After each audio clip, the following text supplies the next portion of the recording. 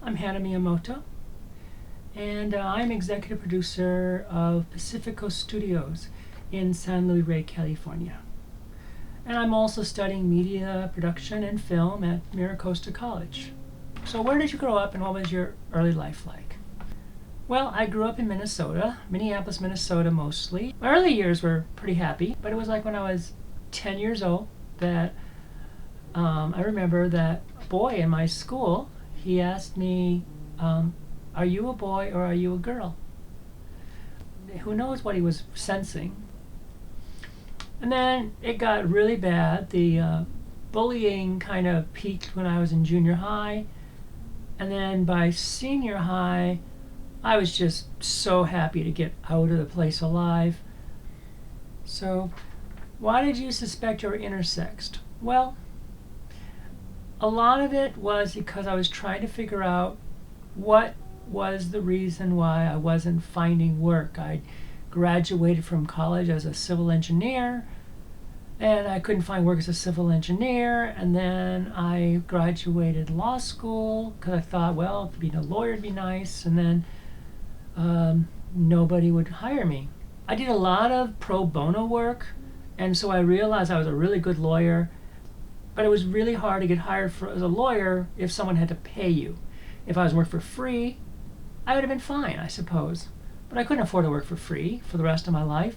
So as a result, I started wondering what was going wrong. And then one of my friends told me, quote, "You're not very masculine."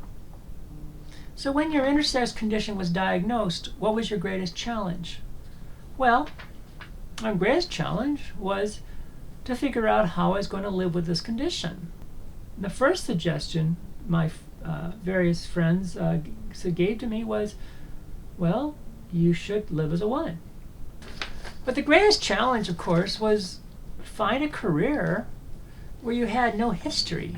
Worst of all, my work career was, pretty ragged. A couple of years here and a period of unemployment there, and you could just sort of imagine how difficult that would be to try to find work as an attorney. Okay, so why did I decide to go to graduate school? Well, like I said, it was to become a college professor. I thought that my experience with gender especially would be really helpful, or at least a unique, shall we say, selling point, I guess, for a professor of women's studies, feminist studies. I have 2 master's degrees in women's studies and sociology. Why did you decide to move to Southern California, and what are you doing here? I got this phone call from my mother's doctor. He really said it this way. He said, "You need to take your mother out of Minnesota and bring her to some place where it's warm and there's no winter and she won't fall down on the ice anymore." I literally remembered Oceanside by looking out the window of a train in 2012 and thinking to myself, this is kind of a nice place to live because you're really close to San Diego, and you're also really close enough to Los Angeles to have a career. So you can do both cities, and yet, of course, you're not in either city. Okay, so why did I decide to enter the field of media production? Yeah, since I was living in Southern California and I felt secure for the first time, I thought to myself, okay, well, you're here and you got to take care of your mother, but your mother doesn't need you all the time, so what do you do?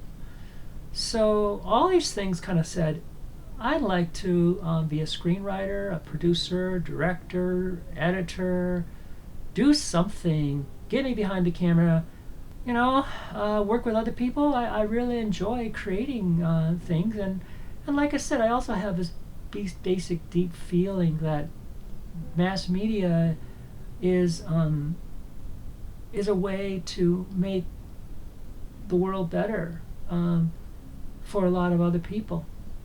So why did I decide to establish Pacifico Studios, and what are my big new projects coming up? I decided to establish Pacifico Studios because I have a global vision, and I find people in California tend to forget that, that California is a Pacific state. It's on the Pacific. My very first project is going to be a film about me, and it's going to talk about my experience about being intersexed, because and then I want to get it into the LGBT film competitions. But like I said, I think times have changed, and I feel like let's give it another go. Let's once again come out and say, here I am, and I have something to tell you, and I hope you listen to me.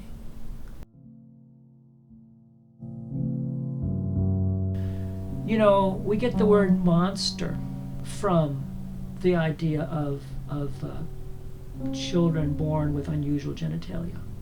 Believe it or not, it's hard to believe, but when we say, you know, I'm terrified of monsters, that's really where it comes from. It's a French word, and it kind of refers to that.